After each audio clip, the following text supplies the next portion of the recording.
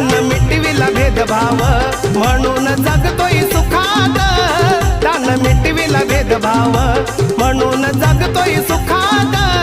अन India हाय सारा माझ्या भीमाच्या धाकात, अन India हाय सारा माझ्या भीमाच्या धाकात.